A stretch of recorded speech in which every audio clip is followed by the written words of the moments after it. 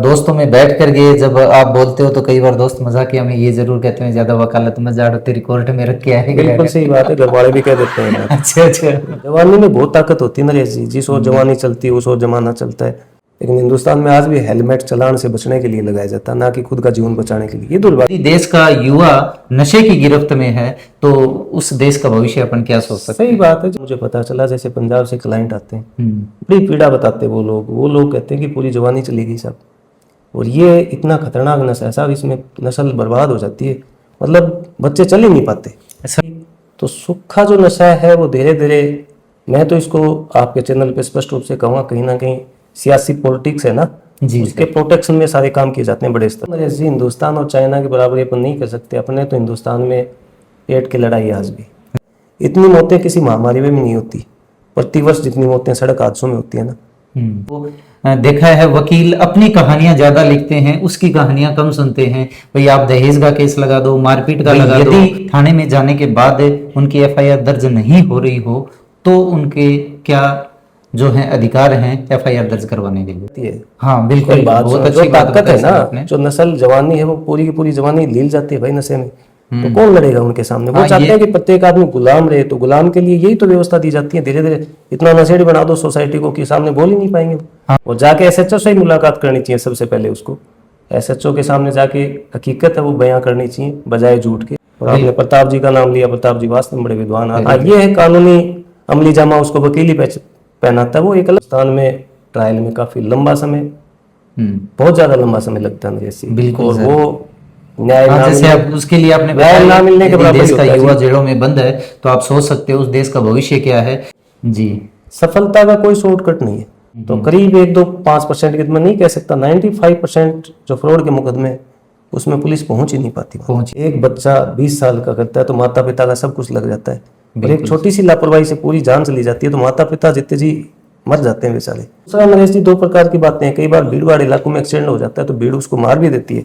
हाँ, तो कई बार बचना भी जरूरी है, लेकिन तो पुलिस से फिर भी मार्च या अप्रैल के महीने में टारगेट पूरा करने के लिए पुलिस हमेशा चालान बनाने की कोशिश करती है। ऐसी टाइम में बचने के क्या जब घर में आपका भाभी जी के साथ है किसी बात को लेकर के झगड़ा होता है तो आप वहीं सॉरी मांग लेते हैं या कोर्ट की धमकी देते हैं कि भाई मैं आपको नोटिस दिलवाऊंगा। ये वकीलों के ऑफिस में जब हम जाकर के देखते हैं तो ये बड़ी बड़ी किताबों के पोथे रखे हुए होते हैं। ये वास्तव में आप लोग पढ़ते भी हैं या सिर्फ शो या हमारे जैसों को डराने के लिए आपने रखे हुए होते हैं कि हमने इतनी किताबें पढ़ी हुई है? ना क्या कारण है भाई वो भ्रष्टाचार दिनों दिन ज्यादा बढ़ता जा रहा है? सबसे बड़ा कारण है वो लोकल सियासत है। हिंदुस्तान में सियासी लोग वो अपने मनपसंद के अधिकारी लगाते हैं और पैसे दे के अधिकारी पोस्टिंग पाते हैं सर। हाँ, बहुत ही अच्छी आज तो देखो दुर्भाग्य इस बात का है कि पैसे दे के लोग बाग नौकरी लग जाते हैं, पैसे दे के ही पोस्टिंग पाते हैं, तो वो कैसे जनता को छोड़ेंगे? जनता को लूटने के लिए तो आते हैं, तो वो जनता को सरेआम लूटता है और नेता लुटवाते हैं जनता को, नहीं होती उसकी। तो मैं तो विभाग तरीके से कहना चाहता हूँ उसमें नेताओं का बहुत बड़ा योगदान है जी। भ्रष्टाचार अगर धक्का मुखिया ईमानदार है तो घर के सदस्यों की बेईमानी करने की हिम्मत नहीं होती। आज तक मैं करीब 43-44 साल का हो गया नरेश जी, हमारा राजनीतिक विरोधी मिल सकता है, हमारे विचारों से भिन्नता रखने वाला कोई भी व्यक्ति ना सिर्फ हमारी पंचायत बल्कि तहसील में मिल सकता है, लेकिन पूरी तहसील में ये कहने वाला कोई भी व्यक्ति नहीं मिलेगा कि इन लोगों ने पद की आड़ में 1 रुपए का भी आज तक 75 वर्षों में कोई भ्रष्टाचार किया हो। तो मेरे दादाजी ने बड़े सख्त लहजे से कहा मेरे पिताजी को, या तो आप नौकरी करो या आप सरपंची करो। हाँ। तो इन लोगों को जब देखता हूँ तकलीफ देखता हूँ, और ऐसी तकलीफ देखता हूँ नरेश जी की एक एमएलए एमपी सरपंच अगर फोन भी कर दे तो वो तकलीफ आसानी से मिटाई जा सकती है आम आदमी की, लेकिन बनने से पहले लोगों के विचार कुछ अलग होते हैं और बनने के बाद बदल जाते हैं। उनका ये एन प्रकरण एक ही उद्देश्य रहता है कि ज्यादा से ज्यादा कैसे पैसे कमाए जाएं। ये एन प्रकरण पद पा लेते हैं, उसकी आड़ में बहुत ज्यादा भ्रष्टाचार करते हैं नेता।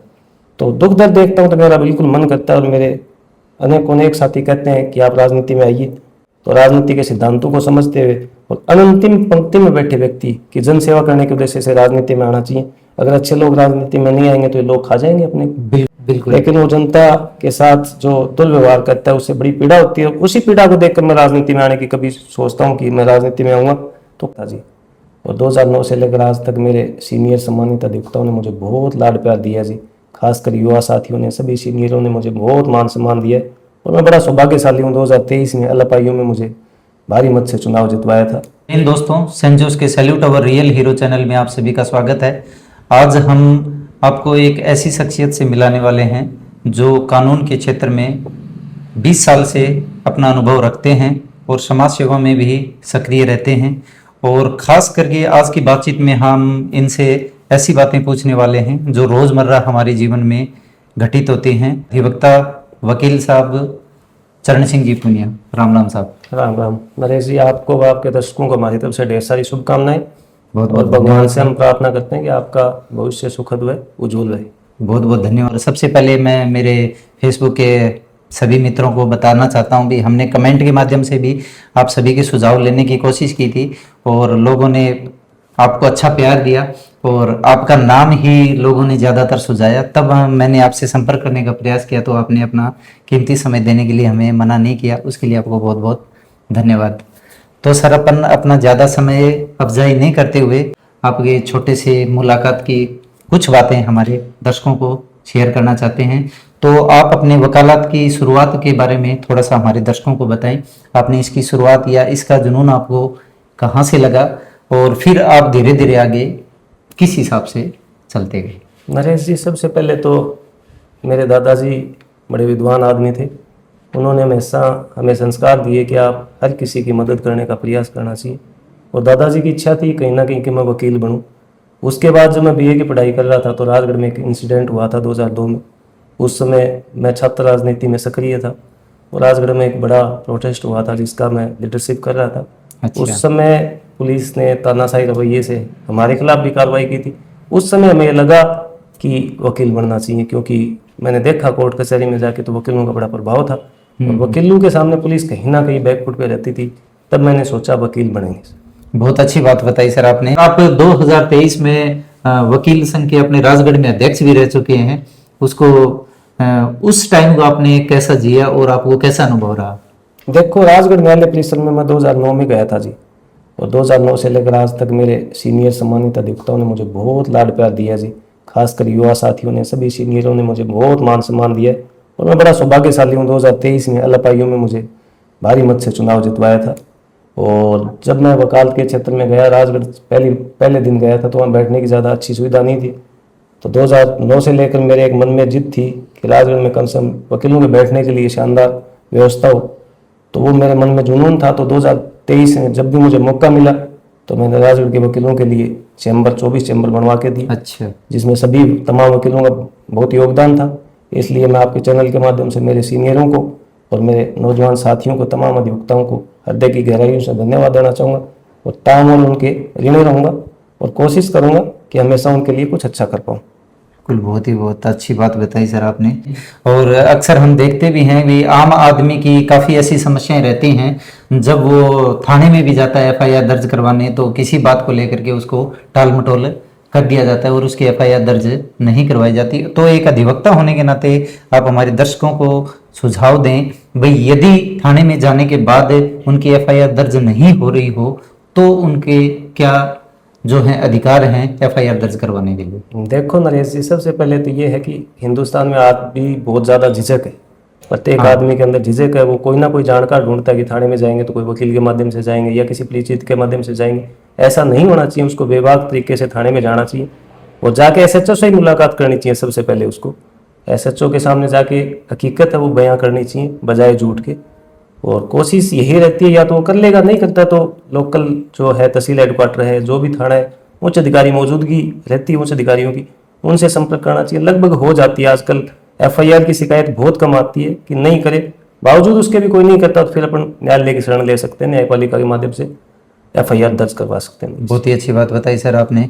दूसरा हमारा सवाल है आपके लिए, वही क्या शिक्षा के अंदर जो अपन देखते हैं, आप अपने शिक्षा का ढांचा भी इस टाइप का है और शिक्षा में भी इस टाइप के फंडामेंटल राइट्स जो हैं हमें नहीं सिखाए जाते और बच्चे जो हैं उससे अवगत नहीं हो पाते, तब कभी पुलिस या किसी को भी देख करके वो डर जाते हैं। तो क्या शिक्षा के अंदर ये कानून व्यवस्था अलग से लॉ नहीं होकर के बल्कि फंडामेंटल राइट्स और कुछ बातें उनको बतानी चाहिए और शिक्षा में जोड़नी चाहिए या नहीं जोड़नी चाहिए, उसको लेकर के आपके क्या विचार हैं? देखो नरेश जी, जो भारतीय शिक्षा प्रणाली उसके बारे में ज़्यादा तो नहीं बता सकता, इतना विद्वान तो नहीं हूँ मैं जी। लेकिन पूरी शिक्षा प्रणाली बढ़िया नहीं है। यहाँ शिक्षा प्रणाली का केवल एक ही मात्र उद्देश्य है कि नौकरी मिल जाएगी, इससे ज़्यादा उद्देश्य है ही नहीं।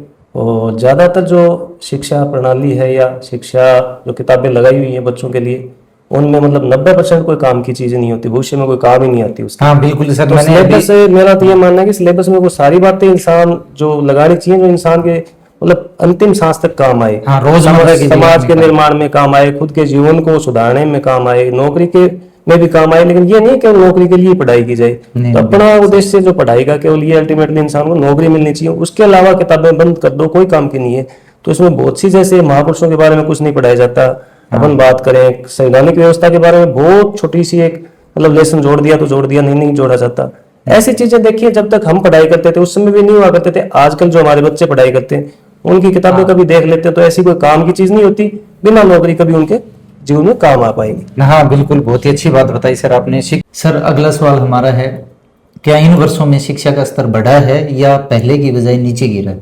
देखो नरेश जी, ये बात बिल्कुल सही है, इन वर्षों में शिक्षा का स्तर बढ़ा है, लेकिन मेरा ये मानना है शिक्षा के स्तर के बढ़ने के साथ साथ संस्कारों में काफी बड़ी गिरावट आई है। तो मेरा ये मानना है कि बिना संस्कारों की शिक्षा की कोई महत्ता नहीं है। अगर आपके पास संस्कार नहीं है तो आप जीवन में वो मुकाम हासिल नहीं कर सकते जिस मुकाम को हासिल करने के लिए आपने पढ़ाई की है। तो मेरा तमाम युवाओं से कहना है कि शिक्षा के साथ साथ अपने संस्कारों को भी मजबूत रखें, जिससे आप शानदार मुकाम हासिल कर सकें। बहुत ही अच्छी बात बताई सर अपने। और युवाओं को लेकर के सर, युवाओं को नशे से दूर कैसे किया जा सकता है या रखा जा सकता है, उसको लेकर के आपके क्या विचार हैं? देखो, मैं तमाम युवाओं से अपील करना चाहूँगा कि नशा ना सिर्फ आपकी ज़िंदगी खराब करता है बल्कि आपके पूरे परिवार की ज़िंदगी खराब कर देता है। तो नशे से बचने के लिए सबसे पहले तो मैं माता पिता से आग्रह करना चाहूँगा, प्रत्येक माता पिता खासकर अल्पायु के बच्चों का ध्यान रखे। जब तक वो कॉलेज ना कर ले तब तक उसका विशेष नज़र रखे और सुबह शाम बाकायदा उसको मित्रवत व्यवहार करते हुए समय दें और पूरे दिन की जो दिनचर्या है उसके बारे में जानकारी लें और अपने बच्चे का ध्यान रखें। और खासकर मैं ये कहना चाहूँगा कि जो नशे को जो कारण है वो एकाकी परिवार के कारण बढ़ा है, तो संयुक्त परिवारों में रहने की प्रवृत्ति पाले, जिससे बच्चे के पालन पोषण के साथ इन जो उसका ध्यान ज्यादा रखा जाए। बुराई है इनसे भी बचा जा सके। बिल्कुल, सबसे बड़ी अपनी शिक्षा की कमजोरी ये है। और चाइना जैसे बड़े विकसित देशों में अपन देखते भी हैं भाई, वहां पे पढ़ाई के साथ साथ उनको एज एक जीवन चलाने के लिए उन चीजों के लिए भी ट्रेंड किया जाता है। देखो नरेश जी, हिंदुस्तान और चाइना की बराबरी अपन नहीं कर सकते। अपने तो हिंदुस्तान में पेट की लड़ाई आज भी, बिल्कुल इंसान अपने पेट की जद्दोजहद में ही पूरा जीवन गुजार देता है, तो उससे आगे अपन निकल ही नहीं पाते। और आपने प्रताप जी का नाम लिया, प्रताप जी वास्तव में बड़े विद्वान आदमी थे, अनुशासित जीवन उन्होंने पूरा जीवन वाकई में तारीफ काबिल है। और बहुत दर्शकों का प्यार भी उनके वीडियो के द्वारा मिला। तब मेरे को हकीकत में पता चला भी वाकई में हम कितनी बड़ी शख्सियत से शिक्षा के क्षेत्र में उन्होंने लंबा समय दिया और बहुत शानदार काम किया। हाँ बिल्कुल, अपनी ईमानदारी, छवि और बेबाक बोल के साथ उन्होंने अपना पूरा बिना राजनीति के प्रभाव में आए उन्होंने अपना जीवन शानदार। बिल्कुल बिल्कुल सर, आपने जैसे बताया भी हम पेट के लिए दौड़ते रहते हैं, तो जो कानून व्यवस्था को लेकर के जो गरीब आदमी है, जो आप जैसे महंगे वकीलों की फीस वह नहीं कर पाता है, तो उसके लिए कानून में क्या व्यवस्था की गई है? देखो, भारत में शानदार व्यवस्था है लीगल एड की, जिसका निर्माण 1987 में हुआ था जी। आज भी है, लेकिन बाद में एक ऐसी व्यवस्था है, लोगों की मानसिकता ऐसी है कि फ्री में कोई भी काम करवा लेंगे तो उसमें सफल नहीं हो पाएंगे। उस चक्कर में वो फ्री की चीज की वैल्यू नहीं होती, तो इस चक्कर में वो कहीं ना कहीं वकील कर ही लेता है। हालांकि उसके लिए व्यवस्था है, लीगल एड की बहुत शानदार व्यवस्था है। प्रत्येक उस व्यक्ति को एक लीगल एड दी जाएगी जिसमें मतलब उसके पास पैसा ना हो। और यहाँ तक कि तो बाद में न्याय व्यवस्था बड़ी शानदार, आपने सुना होगा मुंबई हमला हुआ था ताज होटल के सामने ऊपर, तो उसमें कसाब था, उसको भी एक वकील मुहैया करवाया था। बाद में एक व्यवस्था, प्राकृतिक जो न्याय की व्यवस्था, उसमें प्रत्येक व्यक्ति को अपना पक्ष रखने का अधिकार है, उसको बिना सुने उसके खिलाफ कोई कार्रवाई नहीं की जा सकती, इसलिए है अच्छी व्यवस्था। तो सर, आप इतने साल से केस लड़ भी रहे हैं, काफी अपने क्लाइंट के भी केस लड़े हैं, जिनमें आप काफ़ी केस जीते भी हैं, उनमें कई केस आप हारे भी होंगे, तो आपको कौन सा वाकया सबसे ऐसा लगा भी हाँ वाकई में ये केस मेरे लिए सबसे महत्वपूर्ण था? देखो जी, सबसे इसमें तो ये है कि प्रत्येक केस मेरे लिए बड़ा शानदार रहता है और मैं प्रत्येक ही केस को बड़ी शिद्दत से देखता हूँ और पैरवी करता हूँ। हालांकि शुरुआती दिनों में जब कोर्ट में जाते थे, सफलता मिलती थी तो बड़ी खुशी होती थी, लेकिन अब धीरे धीरे वो सारी चीज़ें सामान्य हो गई। लेकिन मेरे लिए प्रत्येक केस ही विशेष है नरेश जी।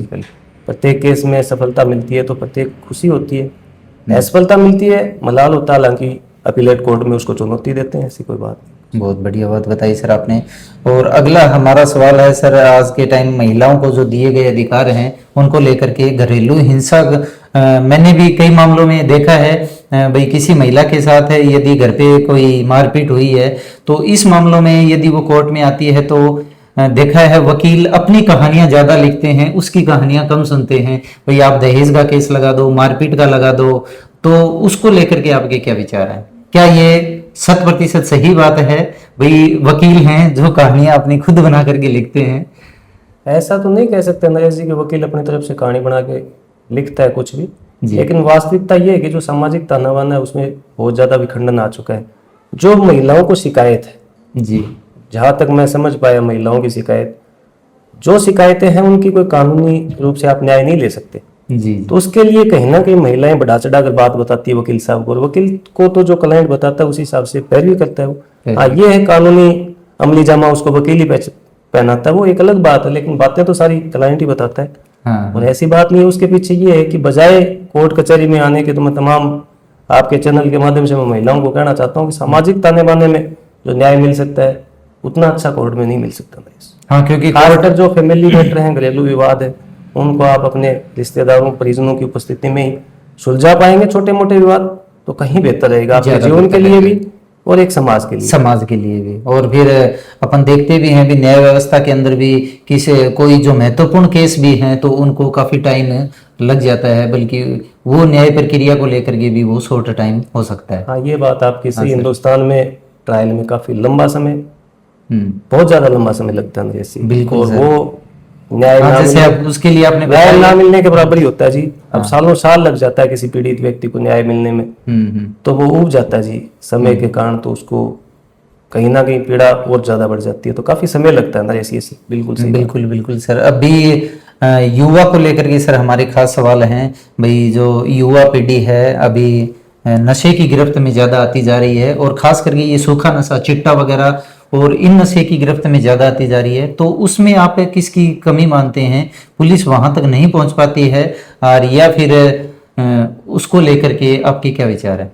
उसमें नरेश जी पुलिस की बजाय जो माता पिता हैं बच्चों के, उनको विशेष ध्यान रखने की जरूरत है। अपने बच्चों पर केवल जन्म देना ही माता पिता की ड्यूटी पूरी नहीं हो जाती। अंतिम सांस तक जब तक माता पिता जीवित है तो उसकी नज़रों में बच्चा बच्चा ही रहता है। बिल्कुल तो बिल्कुल पल पल की नज़र रखनी चाहिए बच्चे पर। उसके सबसे बड़ा कारण जो मैं मानता हूँ, जो सामूहिक परिवार की व्यवस्था थी उसका विखंडित होना इसके पीछे एक बड़ा कारण है। बिल्कुल बात बची सूखे नशे की, तो सूखा जो नशा है वो धीरे धीरे, मैं तो इसको आपके चैनल पे स्पष्ट रूप से कहूँगा, कहीं ना कहीं सियासी पॉलिटिक्स है ना, जी उसके प्रोटेक्शन में सारे काम किए जाते हैं बड़े स्तर पे। तो सर सियासी पॉलिटिक्स को उससे क्या लाभ होने वाला है? उनको भी तो नुकसान ही होने वाला है। समझे नहीं जी, वो नुकसान नहीं देख पाते जी। सबसे बड़ा पैसा है उन लोगों को, सिवाय पैसे के अलावा कोई मतलब नहीं होता। और जो नस्ल है ना, नस्ल मारी जाती है। हाँ बिल्कुल, कोई बात बहुत सुनो, जो अच्छी बात ताकत बताई है सर ना, आपने। जो नस्ल जवानी है वो पूरी की पूरी जवानी लील जाती है भाई नशे में। तो कौन लड़ेगा उनके सामने? वो हाँ, चाहते ये- हैं कि प्रत्येक आदमी गुलाम रहे, तो गुलाम के लिए यही तो व्यवस्था दी जाती है। धीरे धीरे इतना नशेड़ी बना दो सोसाइटी को कि सामने बोल ही नहीं पाएंगे।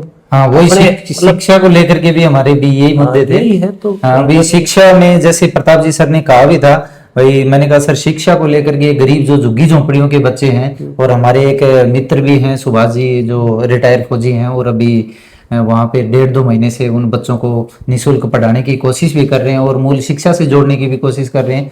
लेकिन सरकार ने जो डॉक्यूमेंटेशन को लेकर के बाध्यता रखी है, भाई आधार कार्ड होना जरूरी है, जन्म प्रमाण पत्र होना जरूरी है, तो सरकार को इससे क्या भय लग रहा है? भी कोई बच्चा यदि बिना कागजों के भी शिक्षित हो जाएगा तो उसमें नुकसान क्या है? ना कोई नुकसान नहीं है। डॉक्यूमेंट की आवश्यकता जब आप नौकरी लगोगे जब हाँ, होती है, तब आप डॉक्यूमेंटेशन कम से कम बच्चे को शिक्षित तो करो। वो आगे जाके क्या करेगा, नौकरी लगना चाहेगा तब डॉक्यूमेंट देख लेना उसका। बिल्कुल बिल्कुल उससे पहले डॉक्यूमेंट की आवश्यकता ही नहीं है नरेश जी। ये तो पेचीदगियां जानबूझ के बढ़ाई जाती है कि व्यवस्था को बढ़ाने के लिए। मुझे नहीं लगा कि पहली क्लास के बच्चे को डॉक्यूमेंट की आवश्यकता। उसको तो स्कूल में 30 बच्चे 35 हो जाएंगे, क्या दिक्कत है? हाँ, पढ़ाना क्या चाहिए उन फर्क बच्चों को। बिल्कुल बिल्कुल सही बात टीचर का काम पढ़ाना है। जब भी तो स्कूल एक बात है, गवर्नमेंट स्कूलों की हालत खस्ता है।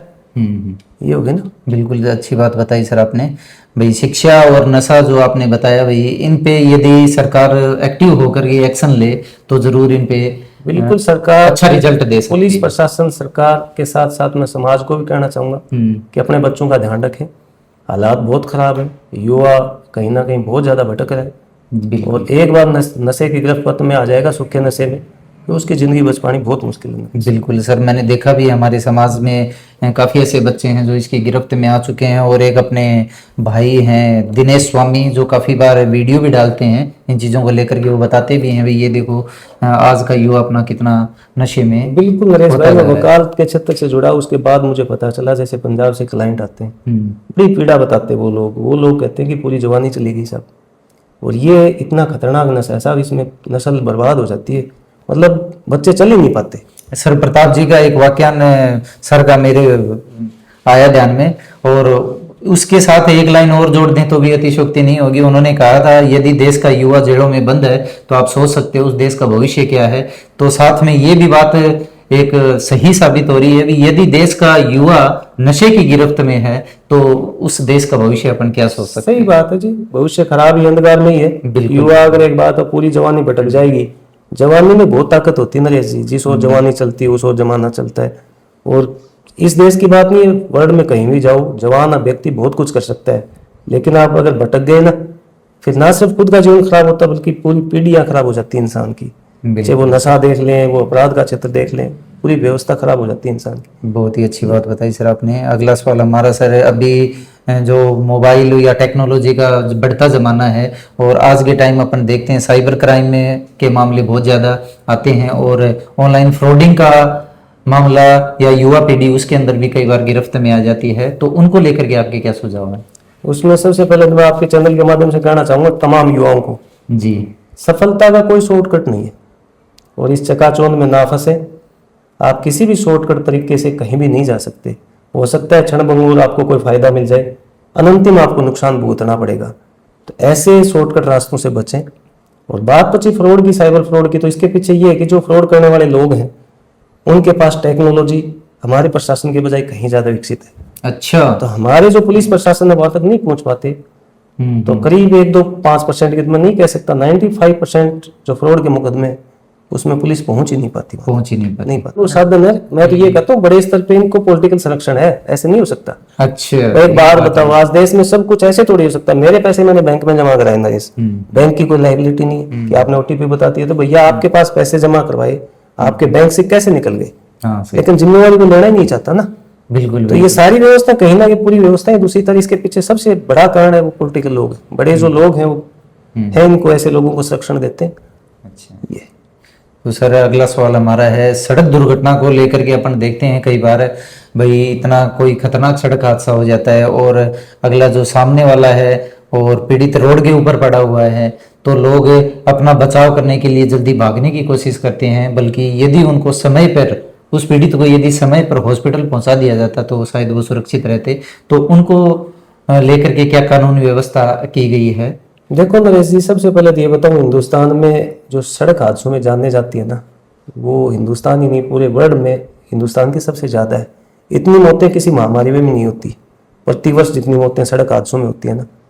एक बच्चा 20 साल का करता है तो माता पिता का सब कुछ लग जाता है, और एक छोटी सी लापरवाही से पूरी जान चली जाती है तो माता पिता जितने जी मर जाते हैं बेचारे। तो सड़क हादसे बहुत भयावह रूप ले चुके हैं। तो इसके पीछे सड़क व्यवस्था के साथ साथ प्रत्येक आदमी को भी जागरूक रहने की आवश्यकता है। इतनी जल्दबाजी ना करें, जीवन बहुत कीमती है, अपने जीवन का बहुत ख्याल रखें। और ना सिर्फ एक व्यक्ति का खुद का जीवन नहीं होता, उसके पीछे उसका पूरा परिवार होता है, समाज होता है, गांव होता है। बिल्कुल। तो पूरे परिजनों का, बच्चों का, गांव का ध्यान रखते हुए खुद के जीवन की महत्ता समझें और सुरक्षित रहें। दूसरा नरेश जी, 2 प्रकार की बातें हैं। कई बार भीड़ भाड़ इलाकों में एक्सीडेंट हो जाता है तो भीड़ उसको मार भी देती है। हाँ, तो कई बार बचना भी जरूरी है, लेकिन ऐसी कोई जगह है जहाँ घायल व्यक्ति कोई मदद ना कर पाए, उस समय उस चालक की ड्यूटी बनती है कि वो किसी नजदीक हॉस्पिटल में पहुंचाए या किसी संबंधित थाने वालों को सूचना दे, जिससे कि उसकी जान बचाई जा सके। और अब जो नया कानून है उसमें प्रोविजन भी किया है, कोई व्यक्ति इतनी लापरवाही करेगा, किसी थाने में सूचना नहीं देगा या उसको हॉस्पिटलाइज नहीं करवाएगा या उसके बचाने के लिए प्रयास नहीं करेगा, तो उसमें 2 साल की सजा बढ़ाने का प्रयास भी किया है। अच्छा, जो 2 साल बढ़ाया है उसमें 106 जो BNS है 106 उसमें क्लोज 2 बनाया जिसमें 2 साल की सजा ज्यादा की है। अच्छा।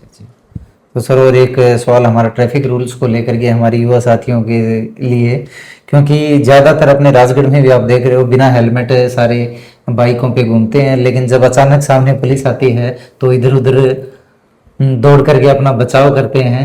तो मतलब ट्रैफिक रूल्स के लिए वो यदि हेलमेट भी लगाया हुआ है, डॉक्यूमेंट्स पूरे हैं, तो पुलिस से फिर भी मार्च या अप्रैल के महीने में टारगेट पूरा करने के लिए पुलिस हमेशा चालान बनाने की कोशिश करती है।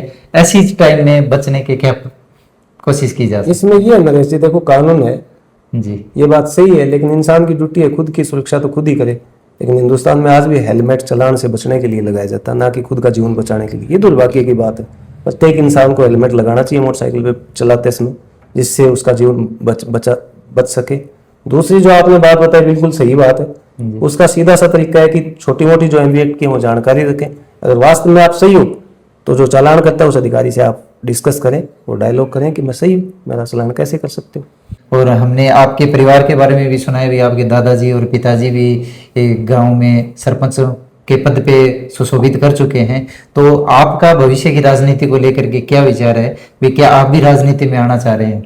देखो नरेश जी, मेरे दादाजी और मेरे पिताजी ने लगभग 75 वर्षों से पंचायती राज की राजनीति की और बड़े ही शानदार तरीके से राजनीति की। मेरे दादाजी का समय तो बड़ा शानदार हुआ करता था। उस समय करीब 20 गांव आया करते थे और आज तक मैं करीब 43-44 साल का हो गया नरेश जी, हमारा राजनीतिक विरोधी मिल सकता है। हमारे विचारों से भिन्नता रखने वाला कोई भी व्यक्ति ना सिर्फ हमारी पंचायत में बल्कि तहसील में मिल सकता है, लेकिन पूरी तहसील में ये कहने वाला कोई भी व्यक्ति नहीं मिलेगा कि इन लोगों ने पद की आड़ में 1 रुपए का भी आज तक 75 वर्षों में कोई भ्रष्टाचार किया हो या वोट की राजनीति की हो। हम तो घर में जितने भी सदस्य हैं सुबह से लेकर शाम तक कोशिश ये करते हैं गांव का कोई भी व्यक्ति जो पीड़ित है, जो वंचित है, जिसकी कोई तकलीफ है, उसके मतलब दुख दर्द को कम करने का प्रयास करते हैं और बड़ी ही शानदार तरीके से मतलब राजनीति की है। मैं एक छोटा सा किस्सा आपको बताना चाहूँगा। मेरे जो माताजी थे 2005 में सरपंच बने थे, मेरे पिताजी टीचर थे, तो उस समय मेरे दादाजी जीवित थे। तो मेरे दादाजी ने बड़े सख्त लहजे से कहा मेरे पिताजी को, या तो आप नौकरी करो या आप सरपंच ही करो।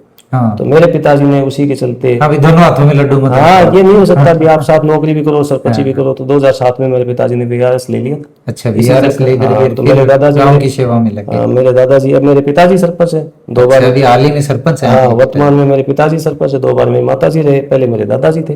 तो लंबे वर्षों तक मैं तमाम मेरे पंचायत के बड़े बुजुर्गों को, नौजवान साथियों को और मातृशक्ति को धन्यवाद देना चाहूंगा, जिन्होंने हमें हमेशा प्यार, सम्मान और लाड प्यार दिए।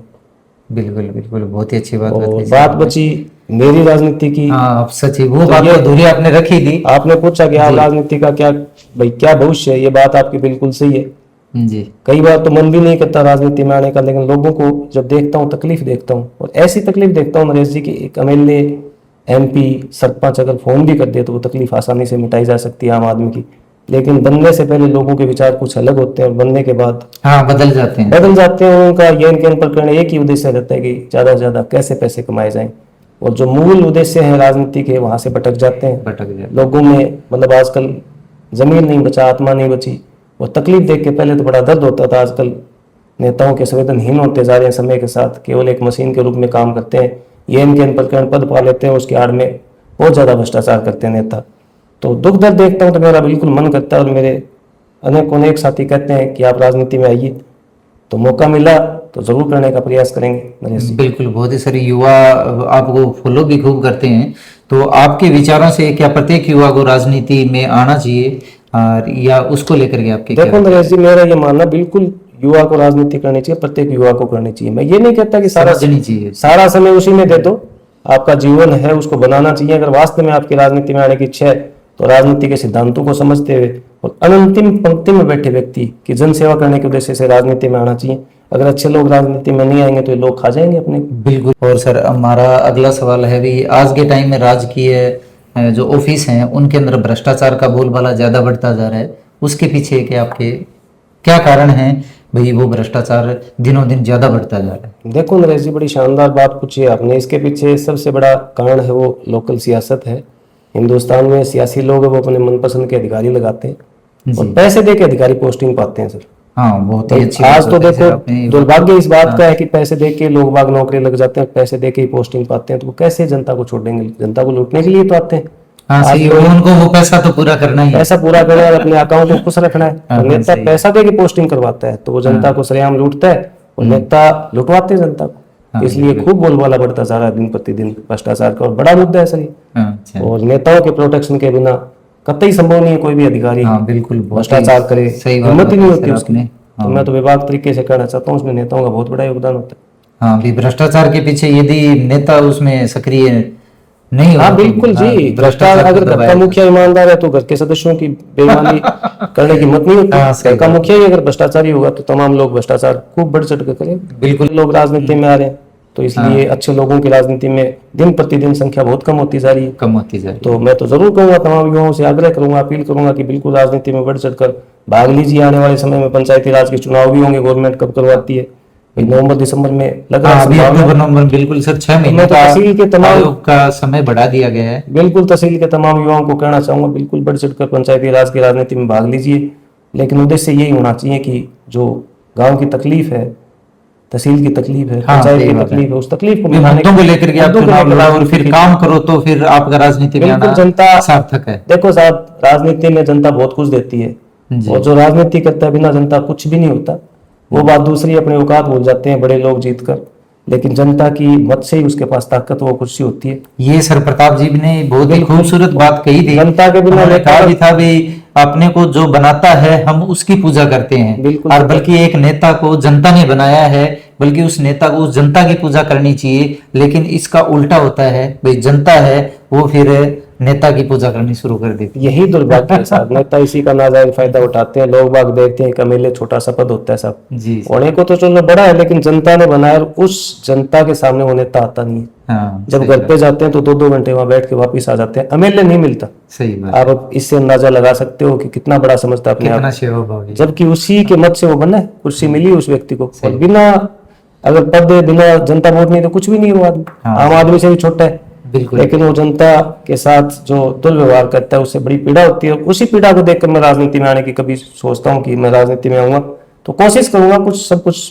अच्छा करूं और ये जो बुरी चीजें हैं राजनीति से बाहर निकालूं और आम जनता के लिए कुछ अच्छा कर पाऊं। बहुत ही अच्छी बातें बताई सर आपने, आपके विचारों से हम प्रभावित हुए। सर हमारे थोड़े चुनिंदा मजाकिया सवाल भी हैं आपके लिए, और वो तो हम थोड़ा हल्की फुल्की मजाक के साथ ही वो लेकर के चलेंगे।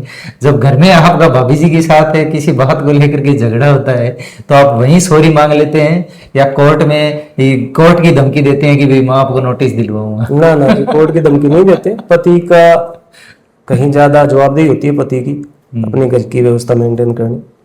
जैसे भी राजी हो, धर्मपत्नी को राजी रखना चाहिए जी। और धर्मपत्नी अगर राजी नहीं रहेगी तो आपका जीवन कभी सुखद नहीं हो सकता जी। बिल्कुल तो ड्यूटी बनती है इंसान की, और पुरुष प्रधान समाज है तो पुरुष की कहीं ज्यादा ड्यूटी है, क्योंकि वो किसी की बेटी होती है और अपने पीछे चल के आई है अपने घर में, तो अपनी ड्यूटी ज्यादा है कि उसको राजी रखा जाए वाजिब बातों के लिए, ना वाजिब बातों के लिए नहीं, केवल वाजिब बातों के लिए। हाँ, दोस्तों में बैठ करके जब आप बोलते हो तो कई बार दोस्त मजाकिया में ये जरूर कहते हैं ज्यादा वकालत मत झाड़ो, तेरी कोर्ट में रख के आएगा। बिल्कुल सही बात है, घर वाले भी कह देते हैं बात। अच्छा अच्छा। ये बात आपकी सही है, ना सिर्फ दोस्त बल्कि घर वाले भी कह देते हैं भाई ये कोर्ट थोड़ी है, वकाल थोड़ी कर दो। सही बात है। और सर हमारा सवाल था, क्योंकि आते ही मैंने आपसे बोल भी दिया था, ये वकीलों के ऑफिस में जब हम जा करके देखते हैं तो ये बड़ी बड़ी किताबों के पोथे रखे हुए होते हैं, ये वास्तव में आप लोग पढ़ते भी हैं या सिर्फ शो या हमारे जैसे वो डराने के लिए आपने रखे हुए होते हैं कि हमने इतनी किताबें पढ़ी हुई है? ना ना ना, ऐसी कोई बात नहीं है। इन किताबों के पीछे एक आपको बात बताता हूँ, देखो ये होता है डाइजेस्ट, अच्छा। ये समरी नोट बोल सकते हैं इसको। मैं आपको बताता हूँ, ये 2011 से लेकर 21 तक है, 10 सालों का। तो 10 सालों की किताब, एक साल में 4 किताबें आती है, वो पढ़ी। 4 किताबें 10 सालों में। अच्छा, कोई ऐसा केस जिनमें कोई डिसीजन वगैरह? समरी में देख लेते हैं कौन सी किताब में कौन सा केस लगा हुआ है, मुकदमे के हिसाब से इसको पढ़ते हैं पहले, इसके हिसाब से फिर किताब उठाते हैं, और पूरी किताब नहीं पढ़नी पड़ती। अच्छा इसके हिसाब से 10 साल में 40 किताबों की समरी है इसमें। अच्छा, तो पहले इसको पढ़ लेते हैं, इसमें संबंधित जो फैक्ट मिल जाते हैं, फिर किताब को देखते हैं और किताब निकाल के उसमें से पढ़ते हैं, उसके हिसाब से फिर पैरवी करते फिर हैं। पैरवी करते हैं, फिर कोर्ट के सामने पेश करते हैं। ये बिल्कुल बिल्कुल, बहुत ही अच्छी बात बताई सर आपने, और आपने अपना कीमती समय दिया हमारे चैनल को, उसके लिए आपका सर नहीं नहीं, आपको बहुत बहुत धन्यवाद रेसी, समय तो कीमती। उज्जवल भविष्य की हम कामना करते हैं। हम भी आपके उज्जवल भविष्य की कामना करते हैं। आपसे मिलकर खुशी हुई हमें, फिर मिलेंगे कभी मौका मिला तो। बिल्कुल सर, तहे दिल से आपका धन्यवाद। ठीक है।